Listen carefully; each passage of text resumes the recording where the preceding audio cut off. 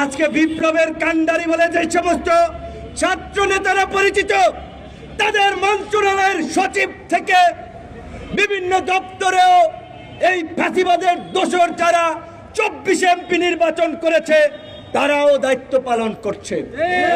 আমি জানতে চাই যুবক্রিয়া উপদেষ্টার কাছে, বাফুফের সহসভাপতি জাহিদী রেডিয়ান ফার্মা আওয়ামী লীগের ফ্যাসিবাদের দোসর 24-এ নির্বাচন করেছে, সে কিভাবে বাফুফের সহসভাপতি হয়?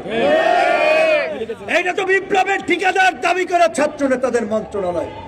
তার মন্ত্রণালয়ের সচিব নজরুল ইসলাম আওয়ামী লীগের নিয়মিত সুবিধাভোগী ছিল।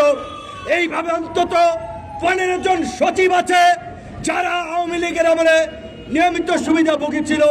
তারা সচিব হচ্ছে, ছাত্র সমন্বয়করা বিভিন্ন জনের বিষয়ে তদবির করে তাদেরকে পুনর্বাসনের সুযোগ করে দিচ্ছে।